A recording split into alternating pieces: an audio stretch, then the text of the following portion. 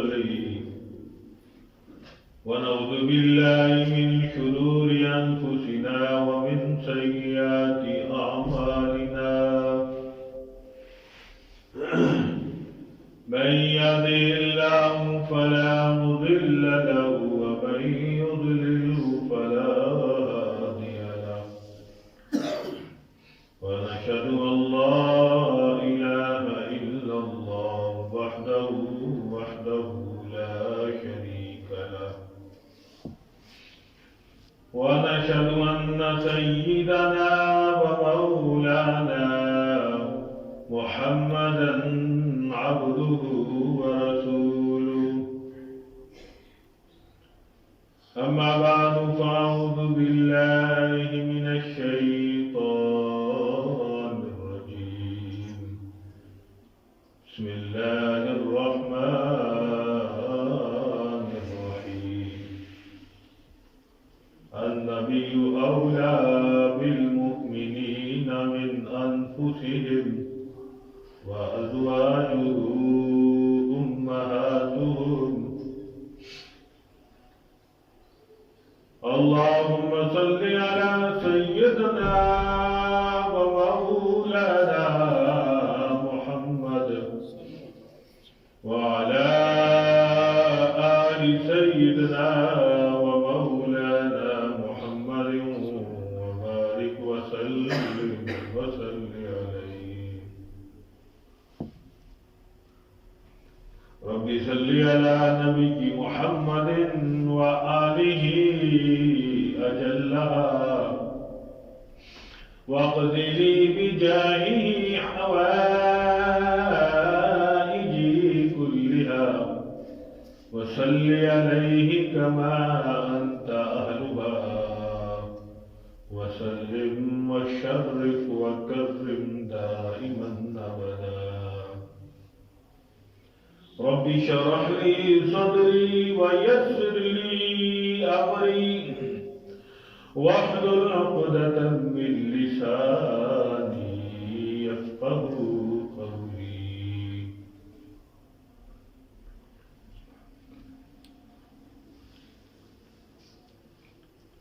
صدق الله العلي العظيم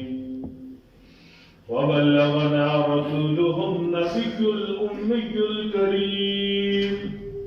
ونحن على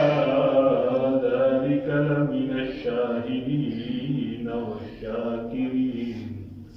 والحمد لله رب العالمين تمام تعریفیں اللہ رب العزت کے لیے جو تمام جہانوں کے پروردگار ہیں اور درود و سلام جناب نبی مکرم صلی اللہ علیہ وسلم پر جو رحمت للعالمین ہے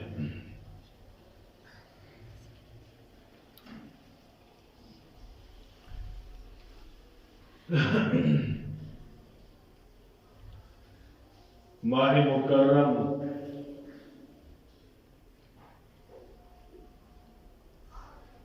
ربیع الاول اور ربیع الثانی جناب رسول اللہ صلی اللہ علیہ وسلم کی سیرت اور آپ صلی اللہ علیہ وسلم کے آنے کے مقصد کے ساتھ تقریباً خاص ہیں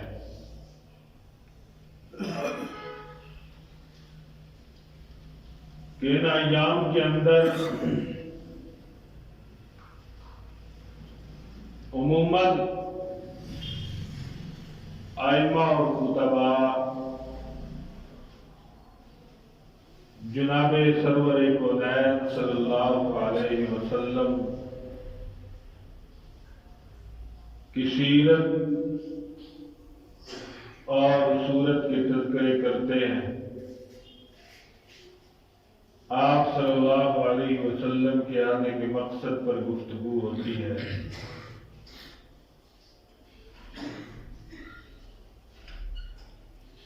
جناب رسول اللہ صلی اللہ علیہ وسلم سے محبت یہ اہل ایمان کا جزو ایمان ہے،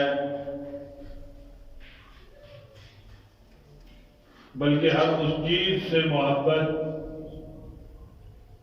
کہ جس کی نسبت رسول اللہ صلی اللہ علیہ وسلم کی طرف ہے، ہر اس چیز سے محبت اور عقیدت یہ اہل ایمان کا طرہ امتیاز ہے، اہل ایمان کی شعائر میں سے ہے، اہل ایمان کا جزو ایمان ہے۔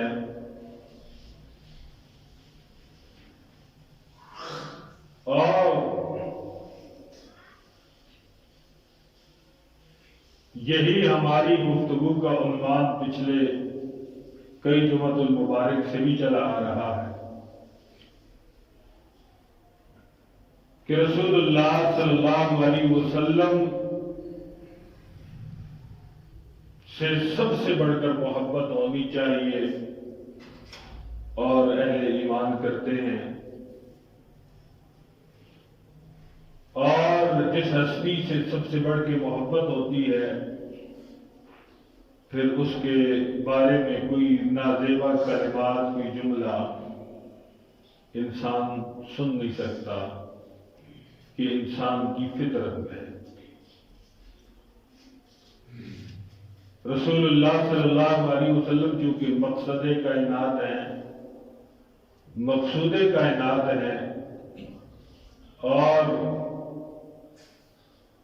محبوب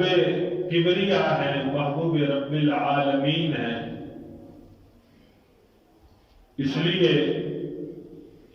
حضور صلی اللہ علیہ وسلم پر یہ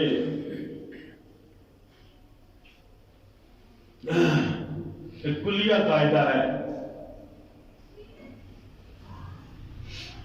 کہ جو انسان اللہ کو محبوب ہوتا ہے، اللہ کو پسند ہوتا ہے، دنیا کی ہر شے اس سے محبت رکھتی ہے۔ اس میں مسلک، مذہب، اس میں کسی بھی چیز،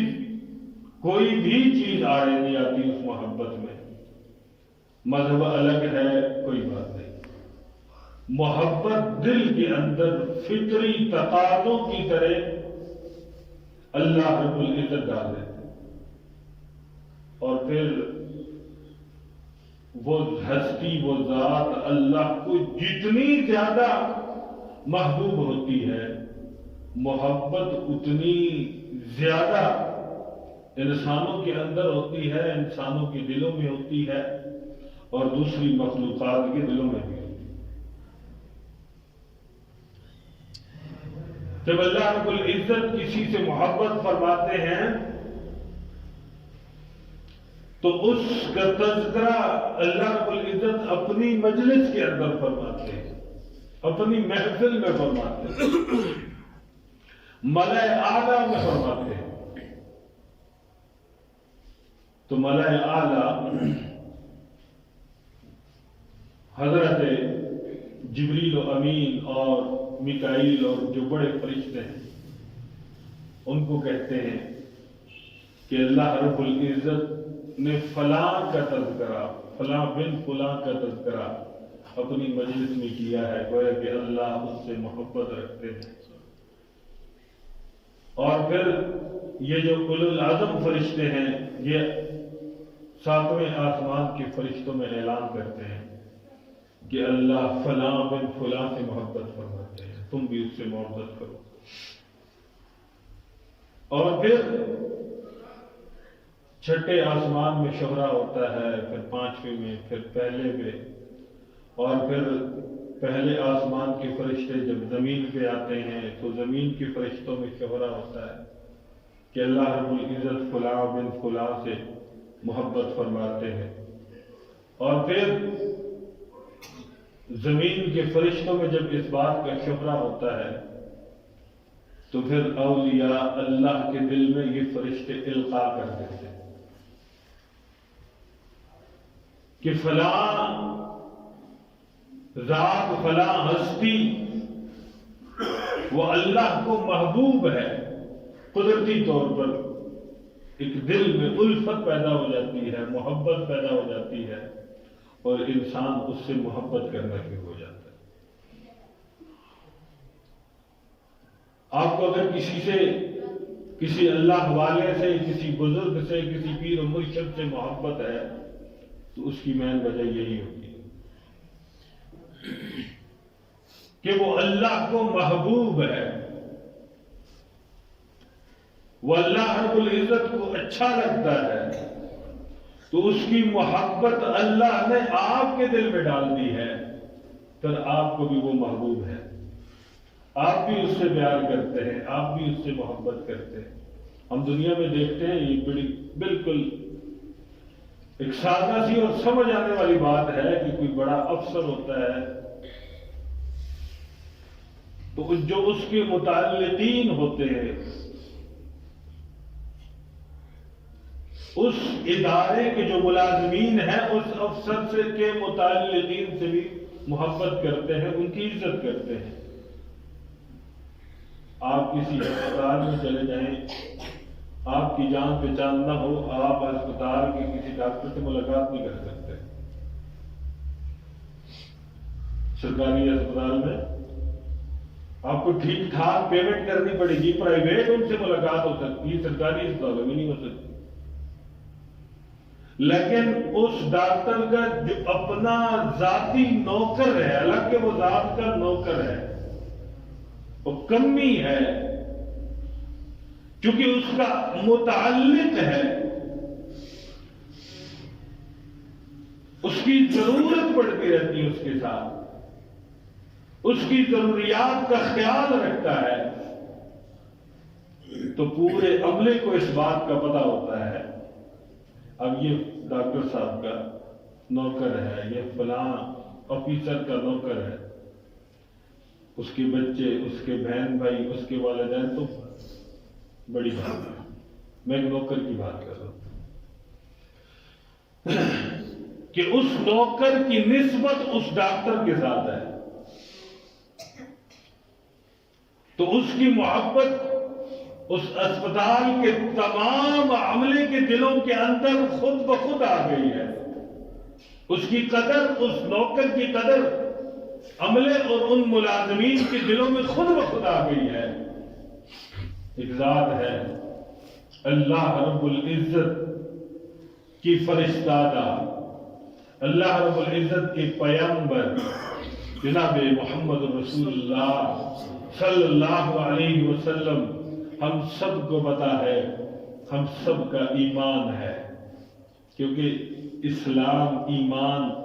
یہ ہوتا ہی، یہ چلتا ہی غیب کی خبروں پر ہے، ایمان بالغیب پر ہے۔ ہم نے حضور کو دیکھا نہیں، ہم نے قرآن کو اترتے نہیں دیکھا، ہم نے شیخین کو، سیدنا صدیق اکبر، عمر بن خطاب کو، عثمان بن عفان کو، علی المرتضیٰ کو، 1,44,000 صحابہ کو ہم نے نہیں دیکھا، پھر ہم نے تابعین کو نہیں دیکھا، پھر ہم نے تبع تابعین کو نہیں دیکھا، ہم نے شیوخ کو نہیں دیکھا، بڑے بڑے اولیاء اللہ کو ہم نے نہیں دیکھا، لیکن وہ ایک چین چلی آ رہی ہے، وہ غیب کے پر ایمان کا ایک ترتیب چلی آ رہی ہے، ہم سب ان پر ایمان رکھتے ہیں، ان سے محبت کرتے ہیں۔ جناب رسول اللہ صلی اللہ علیہ وسلم کا ایک خاص تعلق ہے اللہ رب العزت کے ساتھ، ایک خاص رابطہ ہے اللہ رب العزت کے ساتھ، کہ اللہ کسی کو نہیں ملتے، اللہ رب العزت بالمشافہ کسی سے ملاقات نہیں کرتے، کوئی انسان کر نہیں سکتا، اور یہ وہ ہستی ہیں جو خود اللہ کو ملنے گئی اور اللہ سے ملاقات ہوئی، اور یہ خواب میں نہیں ہوئی، یہ بیداری میں ہوئی، اور اس کے بارے میں قرآن کہتا ہے فَكَانَ قَابَ قَوْسَيْنِ أَوْ أَدْنَىٰ،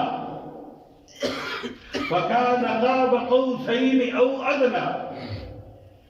اللہ رب العزت اور جناب محمد رسول اللہ صلی اللہ علیہ وسلم کی جو آپس کی ملاقات اور قربت تھی، وہ اتنی قربت تھی اللہ رب العزت کی جناب رسول اللہ صلی اللہ علیہ وسلم کے ساتھ کہ اس کو قرآن کمان سے تعبیر کرتا ہے کہ جب دو کمانوں کو یوں ملایا جائے، ایک ہے کمان کو یوں ملا، لیکن فکان قاب قوسین او ادنی کمانہ ہے، کمان کی تقریباً اس طرح کی حیت ہوتی ہے، اور جب دو کمانوں کو ملایا جائے تو وہ ایسے ہو جاتی ہے۔ قرآن کہتا ہے کہ اللہ کی جناب رسول اللہ صلی اللہ علیہ وسلم کے ساتھ ایسے ملاقات ہے، گویا کہ اللہ رب العزت بے مثال، اللہ رب العزت جو ہے وہ اس حوادثاتی جسم سے پاک ہے، لیکن ہم ناسمجھ ہیں، ہماری جتنی سمجھ ہے ہم اتنا بیان کرتے ہیں، اتنی بات کرتے ہیں جس کی سمجھ آ جائے ہمیں، گویا کہ اللہ نے رسول اللہ صلی اللہ علیہ وسلم کو اپنے سینے سے لگایا۔ ہمارا اس بات پر ایمان ہے، حضور کی اتنی قربت ہے، جب اتنی قربت ہے، اب اللہ رب العزت کی تمام مخلوقات کو اس بات کا جب علم ہوا تو اللہ کی تمام مخلوقات جناب رسول اللہ صلی اللہ علیہ وسلم سے محبت کرنے لگی۔ والذین آمنوا اشد حبا للہ، قرآن کہتا ہے جو ایمان والے ہوتے ہیں وہ اللہ سے اشد حبا للہ، محبت میں اللہ سے، اللہ کے ساتھ محبت اور تعلق میں حد سے بڑے ہوئے ہوتے ہیں، بہت شدید محبت ہوتی ہے اہل ایمان کو اللہ رب العزت۔ اور پھر جو اللہ کا قریبی ہو، جو اللہ کا متعلق ہو، جو اللہ کا پیغمبر ہو، اس کو پھر اللہ کی وجہ سے ایمان والے، اہل ایمان، انسان، دیگر مخلوقات پر اس سے اسی طرح محبت کرتے ہیں۔ جناب رسول اللہ صلی اللہ علیہ وسلم سے محبت کی یہ وجہ ہے، جناب رسول اللہ صلی اللہ علیہ وسلم سے عقیدت کی یہ وجہ ہے، اور یہی وجہ ہے، یاد رکھیے، جناب رسول اللہ صلی اللہ علیہ وسلم کی چھوٹی سی گستاخی بھی ناقابل برداشت ہے۔ حضور صلی اللہ علیہ وسلم نے اپنی زندگی کے اندر اگر کسی نے گستاخی کی اور وہ قابل معافی جرم تھا تو حضور نے خود معافی دے دی۔ میں نے جیسے پچھلے جمعے عرض کیا، حضور جب فتح مکہ کے موقع پر تشریف لے گئے تو حضور صلی اللہ علیہ وسلم نے اعلان فرمایا، لا تثریب علیکم اليوم، آج تمہاری کوئی پکڑ نہیں، آج اليوم یوم المرحمہ، آج رحم کرنے کا دن ہے۔ ایک صحابی نے نعرہ لگایا، اليوم یوم الملحمہ، آج چیتھڑے اڑانے کا دن ہے، آج گوشت کے ٹکڑے کر دینے کا دن ہے۔ رسول اللہ صلی اللہ علیہ وسلم نے فرمایا کہ نہیں، یوں نہ کہو، بلکہ یوں کہو اليوم یوم المرحمہ، آج تو رحم کرنے کا، آج رحم بانٹنے کا دن ہے۔ لیکن جن کا جرم حد سے بڑا ہوا تھا اور ناقابل معافی جرم تھا، تو رسول اللہ صلی اللہ علیہ وسلم نے خود اپنی نگرانی میں، رسول اللہ صلی اللہ علیہ وسلم نے پھر اس کا ان کو سبق سکھایا، اور پھر جہاں حضور نہ پہنچ سکے وہاں حضور صلی اللہ علیہ وسلم کی بد دعا کام کر گئے۔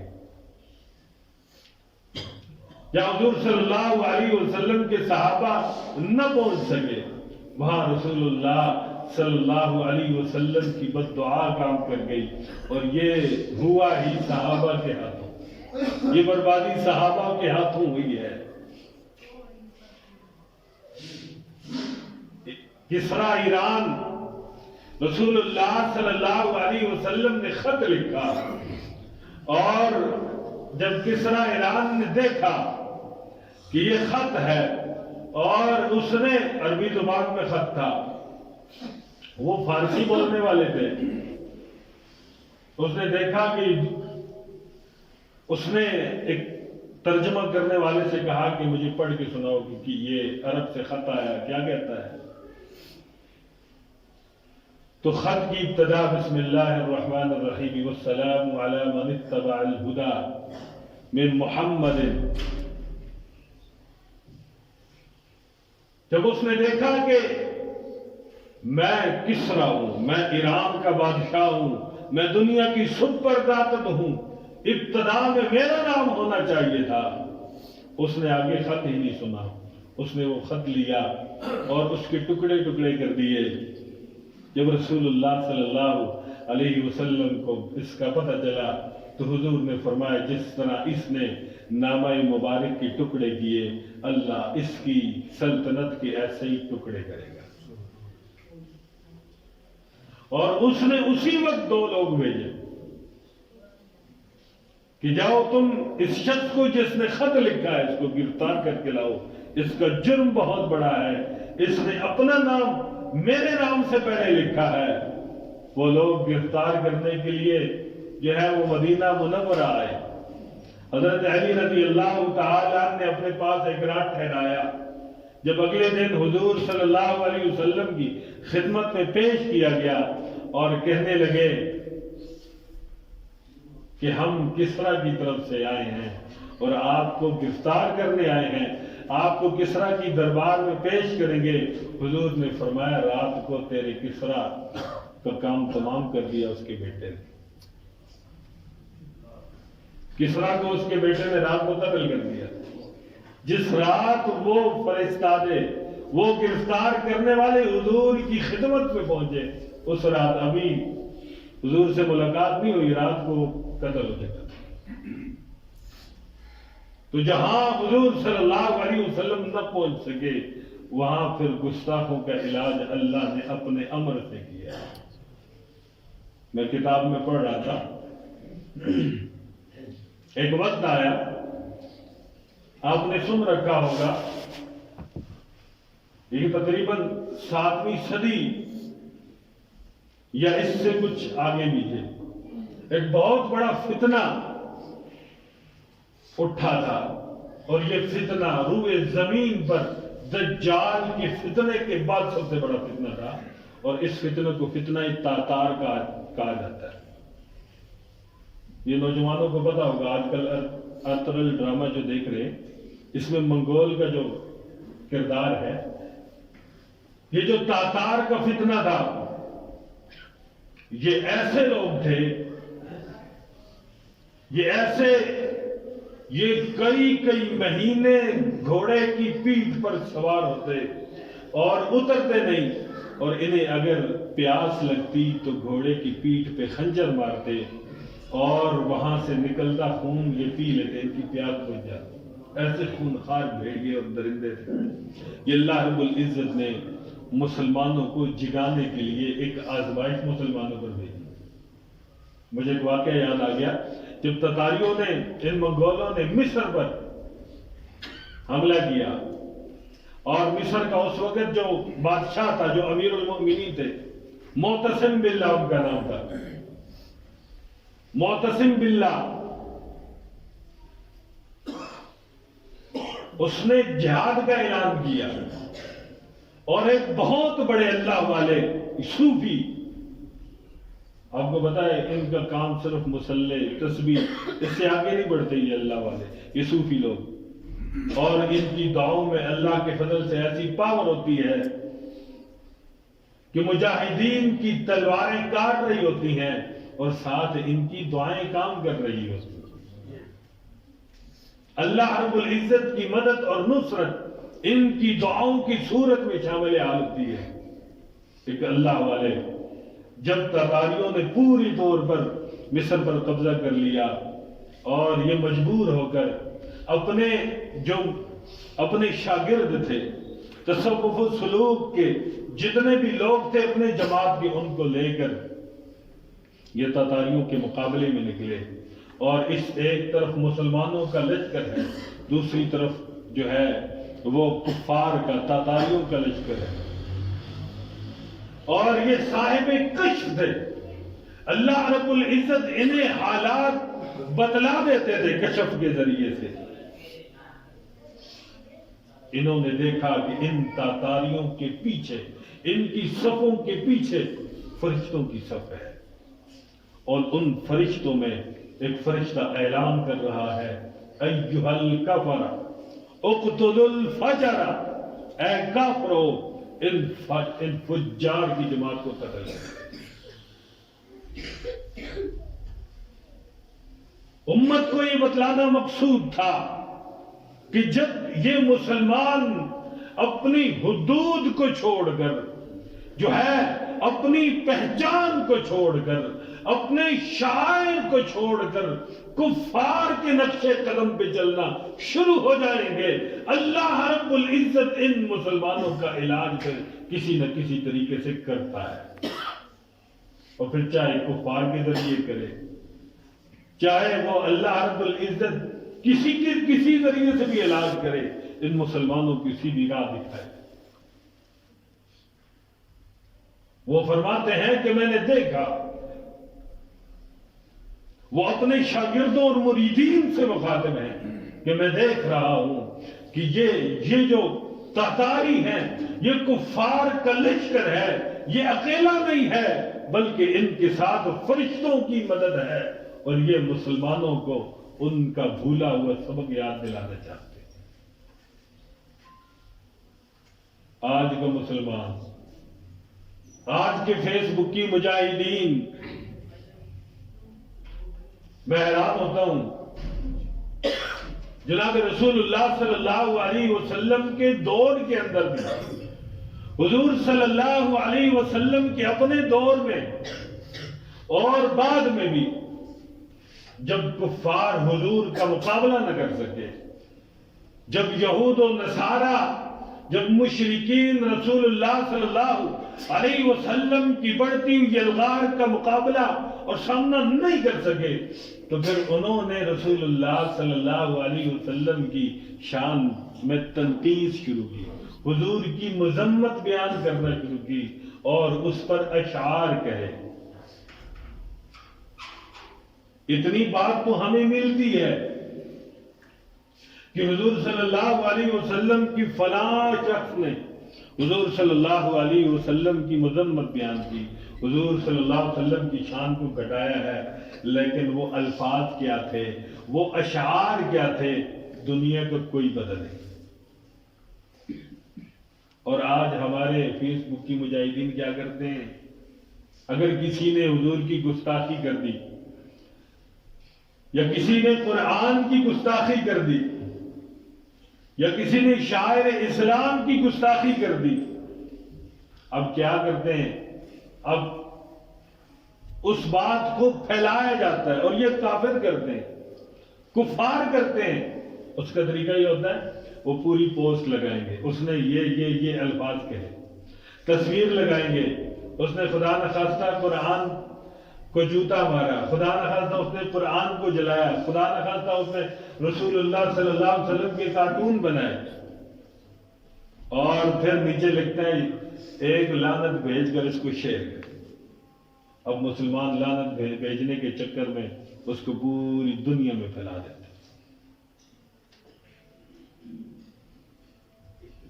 یہ کتنی بڑی ہم غلطی کر رہے ہیں کہ ہم ان باتوں کو صرف لعنت بھیجنے کے چکر میں ہم پوری دنیا میں نشر کر رہے ہیں، اس گستاخانہ مواد کو ہم پوری دنیا میں نشر کر رہے ہیں کہ دیکھو جی اس نے یہ رسول اللہ صلی اللہ علیہ وسلم کی گستاخی کی ہے، لہذا اس پر یہ کرو، اس پر لعنت بھیجو، اس کو فلاں کرو. میرے بھائیوں، یہ چیزیں سمجھنے کی ہیں. اگر اس قسم کا کوئی مواد، اس قسم کی کوئی بات سامنے آتی ہے، فیس بک استعمال کرنے والے اور یوٹیوب استعمال کرنے والے اور دیگر اپلیکیشن استعمال کرنے والے دوست اس قسم کی کوئی بات سامنے آتی ہے تو اس کو رپورٹ کریں یا اس کو ڈیلیٹ کریں یا اس کو ہائڈ کریں. اس قسم کے آپشن آتے ہیں, اس کو ختم کریں, اس کو شیئر نہ کریں لعنت بھیجنے کے چکر میں. یہ اللہ رب العزت ایسے گستاخوں کا خود علاج فرما لیتے ہیں جہاں اہل ایمان نہیں پہنچ سکتے. میں بات کر رہا تھا ان تاتاریوں پر ایک وقت آیا تو کہ عیسائیوں کا بڑا اثر و رسوخ تھا. ان تاتاریوں کا کوئی دین مذہب نہ تھا. یہ تاتاری سورج کے پجاری تھے. ان پر ایک وقت آیا کہ عیسائیوں کا بڑا اثر و رسوخ ہوا. ایک مجلس تھی اور اس مجلس کے اندر جو ہے ایک عیسائی پادری عیسائیت کی تبلیغ کر رہا ہے اور لاکھوں کا مجمع ہے اس کے اندر تاتاری فوجیوں کا, تاتاری سپاہیوں کا. اور اس نے اس موقع پر رسول اللہ صلی اللہ علیہ وسلم کی شان میں گستاخانہ الفاظ کہے, حضور کی گستاخی کی. تاتاریوں کا ایک شکاری کتا بیٹھا ہوا تھا وہاں پر, اس کتے نے اس پادری پر حملہ کر دیا اور بڑی مشکل سے اس پادری کو بچایا گیا. اس نے کہا ویسے میں نے اس کتے کی طرف اشارہ کر دیا تھا اس لیے یہ مجھے پڑا ہے. چنانچہ دوبارہ اس نے وہی الفاظ کہے, حضور کی اسی طرح گستاخی کرنا شروع کی. وہ کتا پھر بڑھا اور اس نے زخمی کر دیا, لیکن وہ پادری باز نہ آیا. اس نے کہا میں نے اس کی طرف پھر اشارہ کیا تھا, اس نے غصے میں آ کر مجھ پر حملہ کیا ہے. وہ پھر کھڑا ہوا, حضور صلی اللہ علیہ وسلم کی گستاخی شروع کی. اب جو تیسری مرتبہ کتا بڑھا, اس کتے نے اس کو چیر پھاڑ کے رکھا. میں نے عرض کیا جہاں پر اہل ایمان نہیں پہنچ سکتے, یہی معتصم باللہ عیسائیوں کے ایک قلعے پر اس نے حملہ کیا اور عیسائی قلعہ بند ہو گئے. عیسائی قلعہ بند ہو گئے اور عیسائیوں کا ایک پادری وہ قلعے کی جو ہے وہ بالا خانے پہ آتا اور مسلمانوں کے سامنے آتا اور حضور کی شان میں نازیبہ باتیں کہتا اور واپس چلا جاتا. مسلمان جو ہے وہ پریشان ہیں کہ وہ تیروں کی پونچھ سے بھی دور ہے, وہ بھالوں کی پونچھ سے بھی دور ہے. ہم کسی طرح بھی اس کو ختم نہیں کر سکتے, اس کی زبان بند نہیں کر سکتے. کیا کریں؟ چنانچہ ایک دن ایک مجاہد آیا اور اس نے وہ تاک میں بیٹھا تھا, گھاٹ میں بیٹھا تھا, وہ اس قلعے کے قریب پہنچ چکا تھا. چنانچہ جب وہ پادری حضور صلی اللہ علیہ وسلم کی گستاخی کے لیے نکلا تو اس نے ایک تاک کر تیر مارا, اس کے حلق میں لگا اور وہ پادری دیوار سے نیچے آ کے گرا. یہ معتصم باللہ یہ اس تیر انداز کے پاس آیا اور کہنے لگا مجھ سے میری ساری سلطنت لے لو, مجھ سے میری ساری سلطنت لے لو اور اس تیر کا ثواب مجھے ہبہ کر دو. مجھ سے میری ساری سلطنت لے لو, میں تجھے اپنی جگہ امیر المؤمنین بنانے کے لیے تیار ہوں, میں خلیفۃ المسلمین بنانے کے لیے تیار ہوں, لیکن جو تو نے یہ تیر مارا ہے اس تیر کا ثواب مجھے ہبہ کرنا پڑے گا. وہ کہنے لگا امیر المؤمنین یہ مسند آپ کو سجدی ہے, میں اس کا ثواب آپ کو نہیں دے سکتا. میں نے اس کے لیے بڑی محنت کی ہے, بڑی کوشش کی ہے, میں اللہ کی رضا کے لیے یہ مجھے اس پر جو ثواب ملا ہے اس کا تہائی آپ کو ہبہ کرتا ہوں. تو میرے بھائیوں, انسان جس سے محبت کرتا ہو اور پھر خاص کر جناب رسول اللہ صلی اللہ علیہ وسلم سے جو اہل ایمان محبت کرتے ہیں, رسول اللہ صلی اللہ علیہ وسلم کی کسی قسم کی کوئی گستاخی جو ہے وہ مسلمان نہیں سن سکتے, مسلمان برداشت نہیں کر سکتے. اللہ رب العزت جناب رسول اللہ صلی اللہ علیہ وسلم سے سچی اور سچی محبت نصیب فرمائے ہم سب کو، اور آپ صلی اللہ علیہ وسلم کی عقیدت نصیب فرمائے، اور آپ صلی اللہ علیہ وسلم کے نقش قدم پر چلنے کی توفیق نصیب فرمائے۔ اس موقع پر میں ضرور بات کروں گا، آج ہمارے جو ہے شیخ بہت بڑے عالم ڈاکٹر خادم حسین رضوی صاحب رحمت اللہ علیہ ہم میں نہیں رہے، ایک بہت بڑا نام۔ آج میں یہ سمجھتا ہوں کہ صرف مکتبہ فکر بریلوی کا نقصان نہیں ہے، بلکہ پوری امت کا نقصان ہے، پوری امت کا نقصان ہے۔ ہر مجاہد ختم نبوت جو ختم نبوت پر یقین رکھتا ہے اور ختم نبوت کا دفاع کرنا چاہتا ہے، ہر اس شخص کا جو ہے یہ نقصان ہے۔ میں یہ سمجھتا ہوں کہ آج ہم سب جو ہیں وہ تعزیت کے مستحق ہیں۔ ایسے لوگ صدیوں میں پیدا ہوتے ہیں، آپ ان کے طریقہ کار سے اختلاف کر سکتے ہیں، لیکن میں سمجھتا ہوں کہ ان کے اخلاص سے آپ اختلاف نہیں کر سکتے۔ اللہ رب العزت نے جو اخلاص والی دولت اور جو زبان اور جو جرت اور جو ہمت عطا فرمائی تھی، اور جس طریقے سے انہوں نے باطل کو للکارا تھا، یہ تو ہماری قسمت ہے۔ ہمیں ایسی حکومت ملی ہے کہ جو دو بندوں پر جو شخص حکومت کرنے کے قابل نہیں ہے، آج 18 کروڑ عوام پر حکومت کر رہا ہے۔ یہ تو بنے بنائے کام کو بگاڑنے والے ہیں، جو کام ہمارے حکمرانوں نے کرنے تھے۔ آج بڑی جو ہے افسوس سے کہنا پڑ رہا ہے، آج مسلمانوں کو احتجاج کر کے، روڈ بلاک کر کے، ریلیاں نکال کر، دھرنے دے کر حکومت پر مجبور کرنا پڑ رہا ہے کہ خدا کے لیے یہ کام کر دو۔ حیرانی کی بات ہے۔ اللہ رب العزت ہمارے حال پر رحم فرمائے، دعا فرمائے، اور اللہ رب العزت ہمیں ایسے حکمران عطا فرمائے جو دینی حمیت اور دینی غیرت کے حامل ہوں۔ اللہ رب العزت حضرت شیخ کی مغفرت فرمائے، کروٹ کروٹ جنت نصیب فرمائے، اور ہمارے بھائیوں کو اللہ رب العزت بہترین نعم البدل نصیب فرمائے۔ ہما علینا الا البلاغ۔